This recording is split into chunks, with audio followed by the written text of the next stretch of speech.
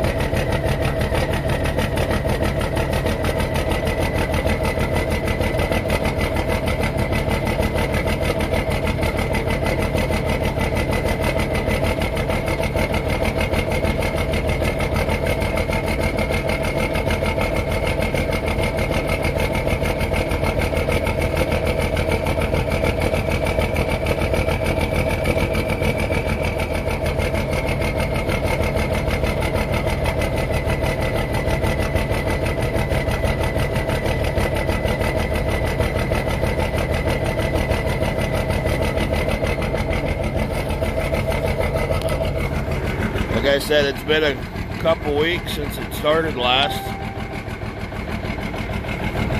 83 K100. We're gonna come out and give a little update on it.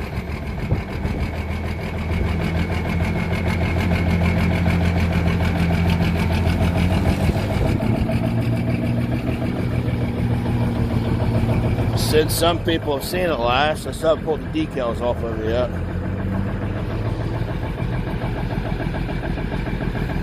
But I quit driving for a little bit.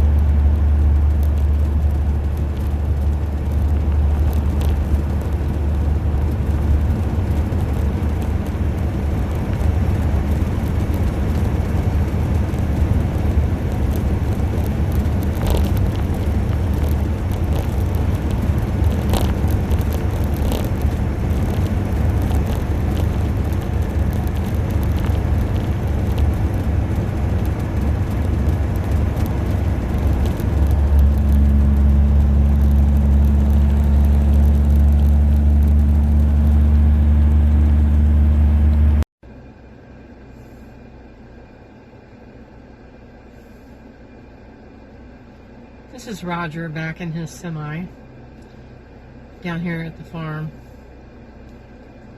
You know, I don't brag too much on him. I probably should more.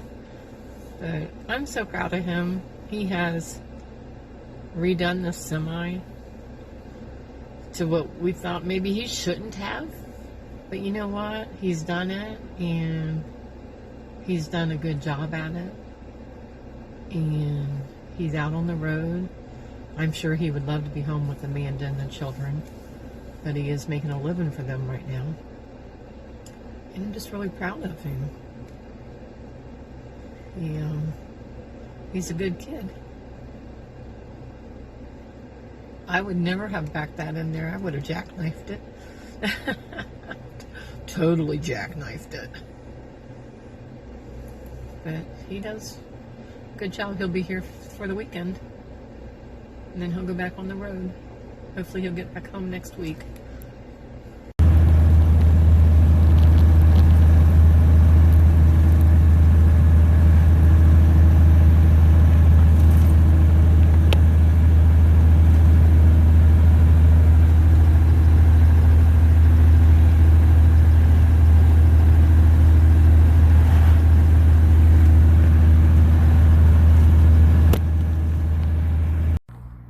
Howdy everyone. Well, I see the Cabover is out working. Don't mind the sun. It's a little bright today. I'm in McCobb, Illinois at a John Deere dealership, as you can see. Thought I'd give you an update on the old Cabover. So since I brought it out last week full time, I've put close to 4,000 miles on it so far. A week and a half, 2 weeks. Knock on wood, it's running good. 65 mile an hour at 2,000 RPM. Stings right down the road. It needs one more gear. So 13 speed's coming. The roads have not been so nice to this thing. It has not been nice to it. The headlight has come loose now, so I try not to drive at night. And then the bugs this time of year, it looks like somebody took pepper and just shook all over the truck. So hand painted the numbers on there, used what the old numbers were as like a stencil. So, but again, 1983 K100 C. It's got a 400 Cummins. 400 Cummins. It still has the original 8-speed in it. Has less than 500,000 original miles on it. When the overhead was done, it still had the factory paint marks when they did the original overhead on it from the factory. So it goes screaming down the road. Again, 400 Cummins, 8-speed, 342 gears. I swapped them out. I originally had 370s in it. I swapped them out to 342s to give it a little more oomph. So steel wheels all the way around it, 22 5s. Don't mind the little dent there, that's how I bought them. 135 gallon tanks times 2. And it's getting, with doing 65 mile an hour and the RPMs I'm doing, it's getting right at that 5 mile per gallon mark. So I've gone mostly through this truck. The cab tilt system is completely new, from the cylinders to the pump to the lines. Obviously you gotta have straight pipes. You know, who has time for mufflers and quietness? You need to wake the dead. So transmission was pulled out, rear structure done because it was leaking. Has 0 blow by. It wouldn't even register on the meter for being this old. Adjusted the valves, did a really good overhead to it, rear structure. Again, 342 gears, both diffs. The quarter fenders don't want to stay tight for some reason, but these are going to go bye-bye. I want to put probably saying this wrong, but Hobart half fenders. The big long ones that are, you know, come about down there from the ground. And I've got a new riser coming this week. That's a 9-inch. And the shortest one I could get is a 6-inch. This was made for the oil fields out in western North Dakota, is why this one was sold to me, for the tankers, so the fluid goes backwards.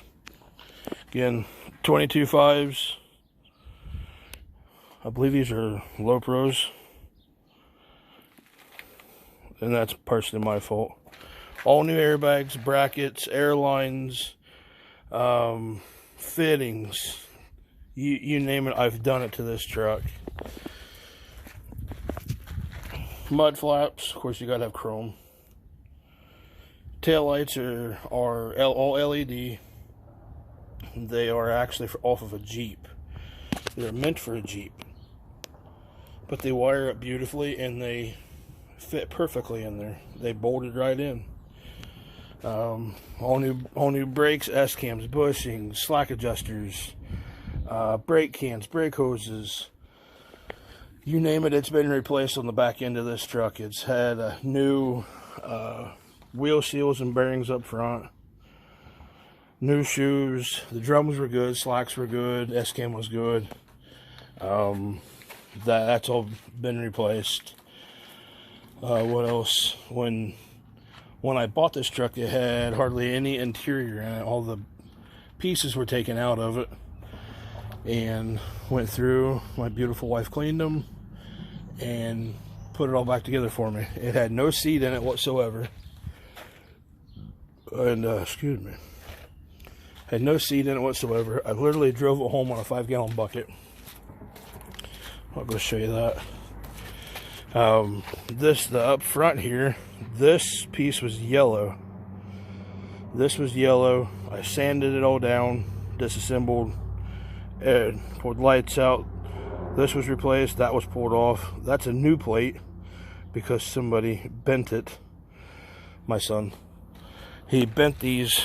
When I pulled the rivets out, he got too impatient because there was one left, and he decided to bend it. So those are brand new. Again, decals, battery box cover lid. You could get the fiberglass one, but it was cheaper to get stainless. And yeah, I haven't taken the cover off of it yet, so I don't want it to get ruined just yet. So this truck has no air conditioning right now, and it is hot in there. It is a sweat box. So this is what they call a grill denser. It is your grill and it is your AC condenser wrapped in one. The lines, you can see one hanging out down here. The lines sit in right about in here, and they are broke off. The one line is, that line there was taken off. There's a company called Icebox Radiators. I believe they're out of Idaho. I'm probably saying it incorrect. They remanufacture these, and they are operational. They cost about $500, take about 6 to 8 days to get, and I'm going to get one and completely redo the AC system in it here in the next couple months. So, and then the other thing that's going to happen next is the air wipers are going to go bye-bye. I don't know if anybody has, I'm sure people have, but ran these in a pouring down rain, and they stop right in the middle, and you can't see a dang thing. It is very frustrating. So they're going to get the upgrade that's about $1,000 and completely eliminate those two motors. So, but the good thing is with the air wipers, you can still get everything from Kenworth. They still make everything, because I had to replace both motors because they were frozen on airlines, fittings, switches, etc. I'm working with Jack's Chrome Shop out of Lafayette, Indiana, on some upgrades. One of the big upgrades will be obviously a bumper, for obvious reasons. You know, big one. It is kind of bent, and it's been like that since I bought it. So the gentleman over there is working diligently to find me a bumper. And the one downfall about the K100s is inside here, up in there, is your pitman arm for your steering. If you close off that hole there and you go to turn, you will put a dent in your brand new bumper that you probably just spent $600 on, and better, and you will be very mad. So you can still get this bumper, but for obvious reasons, I want one bigger. You know, it doesn't, chrome don't get you home, but it looks good on a tow truck. So I'm working with him to get a bumper, biggest visor I could find, because I sit on the floor, and some other odds and ends stuff. Again, Jack's Chrome Shop out of Lafayette, Indiana. And they also make your window chops. They're 8-inch, come down 8 inches, and then they go around up front there where your wing window is. Since I don't have one, it's a plexiglass, and it comes out about 4 inches. So there's that. I don't mind the mess. Like I said, when I brought this thing home, it had no seat in it whatsoever. If you go to Instagram, look up 3 Angels Diesel Repair on Instagram, there's photos of it in there, of its complete build, and I'm not done. So, seats out of a 90 something Peterbilt. Not the best seat in the world, but it was free. Actual mats for the K100 that are for it, and then this was at the one store where I live at. It's expensive. It's like $13 a foot for that mat, and I've got the threshold pieces that go on here. I just didn't put them on because they're all bent up, but don't mind the mess. I live in it every day, drive it every day. If anybody complains about living in a tiny house, they can come live in this thing for a week. Then they will never complain again. I promise you that. I need to pull the ceiling down again. Pull the ceiling down and pull the ceiling down the back. And really give it a really good cleaning. Cobra radio. The dash has all been done. I pulled the original speedometer out. You can't see the speedometer. You can see where the plate is. I've got a new pyro gauge kit at home. When I get home, I'll put it in since it does not work. The air cleaner, I want to pull it off and build a bracket and put it back here in the middle, and then get a different standpipe since that one's bent. Different standpipe, go up and over, and then run dual straight 8s, and that way it's not interfering with the Y pipe inside. This truck did not come with an air dryer, so I had to plumb one in. It's an 89. They're about $47 at your nearest dealerships. Of course, you gotta have train horns for the kids, or if you're driving in Chicago. Like I said, I can't get, for some reason, this quarter fender here, it keeps coming off. It breaks the lock washer back here behind it,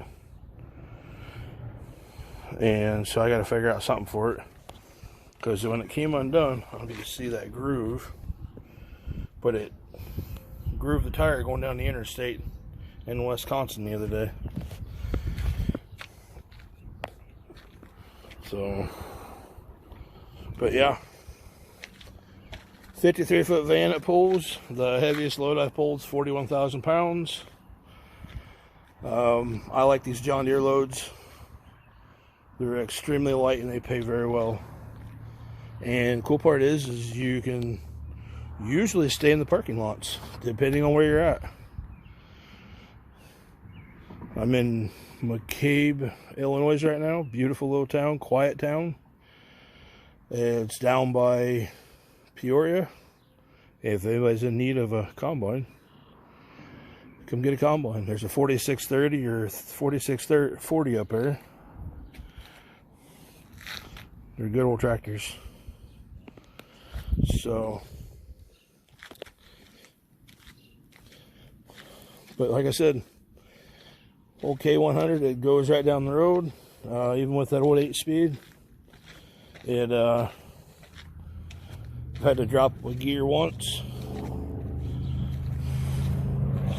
Had to drop a gear once with it. Other than that, it does pretty good going down the highway. No air conditioning, but hillbilly does what a hillbilly does, and that's put a fan in there. So, any questions? Make sure you like, comment, subscribe. I'll put up a video of the Jakes. It's just a short little video of getting off of an exit up there in Michigan, up there by New Richmond.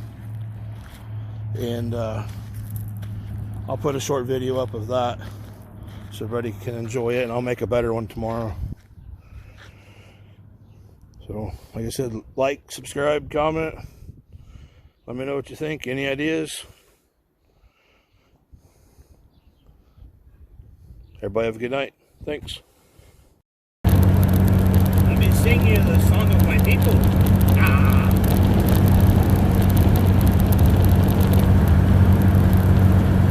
Don't mind the shakiness. Take the exit on the right.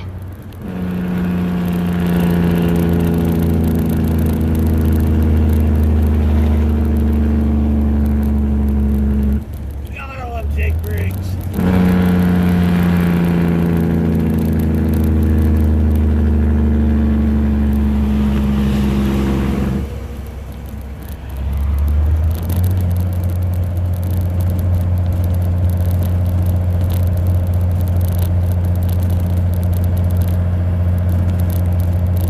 In a quarter mile, turn right. Yes, lady and folks. Yeah, that's awesome. Hope you guys enjoyed that as much as I do.